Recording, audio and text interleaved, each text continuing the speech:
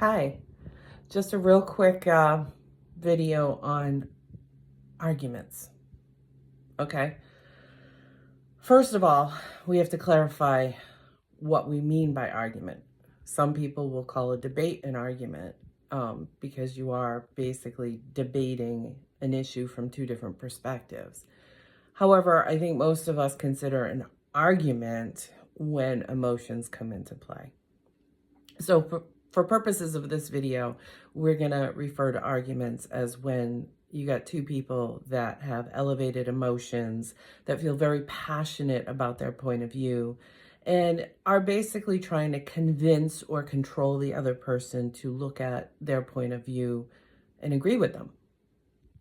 Okay, so that's what we're calling an argument for purposes of this, but also while understanding that people refer to that word in different ways. Okay. So I think part of effective communication is really clarifying what you mean when you're talking about something. Okay.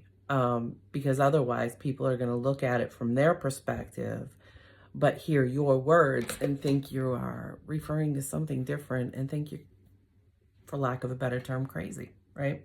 Because that's what we usually hear when people come out of an argument, like, that person's crazy, or that person's an idiot, or that person's, whatever. Because we are judgy as a human race. It's just what we are. All right. For multiple reasons, but we're not getting into that in this video. So in any case, I had a friend put up a funny, I guess, metaphor, analogy about arguing with an idiot is the same as playing chess with a pigeon, okay?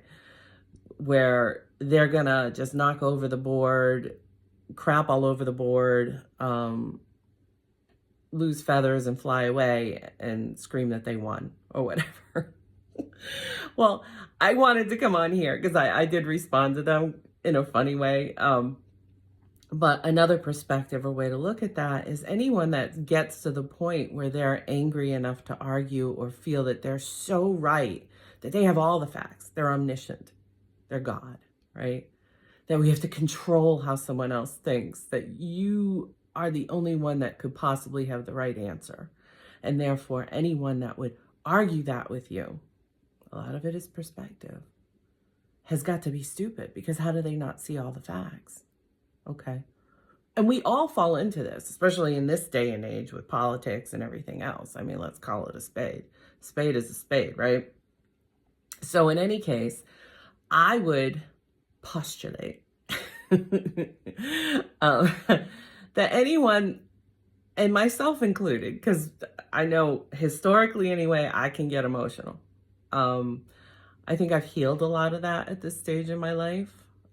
I try to look at things with a less emotional point of view. I use my emotions to help guide me, not put them in the driver's seat. Okay. So in any case, if you got two people that feel so strongly about how they, and again, feel so strongly about their truth, okay, where clearly nobody ever has all the answers. I mean, I'm watching documentaries right now of things that happened in World War II that I had no idea because it wasn't shared. All right. Backroom discussions and other things. We never have all the facts. I was just having this conversation with my son about a Bruins goalie who hasn't been acquired yet, and all the reasons why that might be. And it's like, at the end of the day, it's not your job, number one. Number two, in this particular case with the goalie, right? And number two, you don't know why. You're jumping to conclusions, which we do as human beings. We jump to conclusions, we make assumptions, the what ifs, and we fill in the blanks based on our own experiences, okay?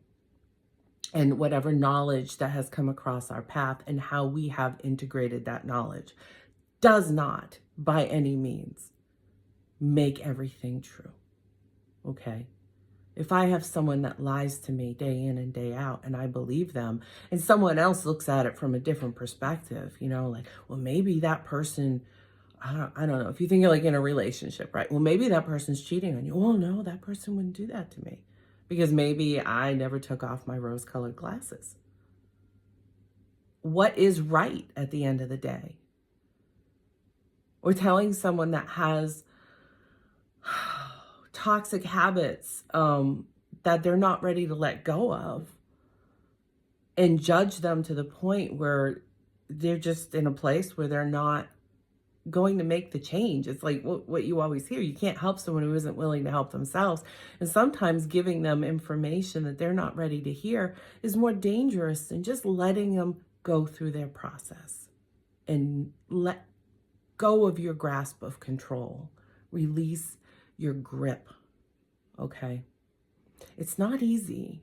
When you see or know things that someone else doesn't, it's very hard to take a step back and allow that to play out. So I'm not trying to invalidate that by any means, because it's a really difficult stance to take. I know. I do it all the time. But our job is not to control someone's life or the way they think, okay? It's okay to, on occasion, challenge an idea, but we don't want to do it in a shameful way where we're calling someone names, because that's emotion and that's ego. Ego's not bad. Ego's necessary because oftentimes it helps motivate when we have goals. It can help dictate what those goals are, what's in alignment with me, what makes me feel good about myself, right? So ego's not bad. We just don't want it in the driver's seat where we feel like we're the only one with all the answers, and anyone who thinks different from me is wrong or bad or stupid or this or that. And that's all emotion. A lot of the best lies are based in emotion, because if you can trigger someone's heart, that might override their brain, okay? Wisdom, true wisdom, is a balance between your logic and your heart, your emotions. It's like, oh, ideally that sounds great, but logically that's not a good plan, okay? So how do I balance the two to make a discerning choice? So in any case, when we allow ourselves to rise to the occasion and feel all or nothing, that we are all right and the other person's just dumb, so we can dismiss them, dehumanize them, and move beyond it and just let it go, which we're not really doing, we're letting the person go, okay? That's a dangerously slippery slope. There we go. Say that fast 10 times. Anyway, I just wanted to come out here because I think most of us, with the heightened awareness of things coming out and also just with the election and everything else, I'm not pushing one thing over another, because at the end of the day, like I always say, someday we're all going to die and we're going to learn two very distinct facts. One, that we were right, and two, that we were wrong. You're not right about everything, and you're not wrong about everything either. The best lies are based in some semblance of truth where it can anchor in and fester from there. The truth at the end of the day does not require defense. It's just true. And eventually people will come to terms with that in their time, not yours. Okay? So sending you well wishes, lots of love, and I hope you have a wonderful day. And this is fast track soul progression. This is big doings. This is not easy material to sit with. It's not easy to sit with our ego in a self-accountable way.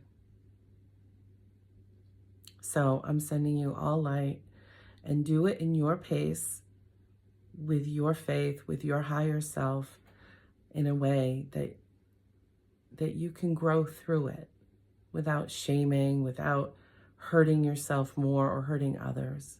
Because hurt people, and healed people help heal, but ultimately you can only heal yourself. Okay? So, talk to you soon.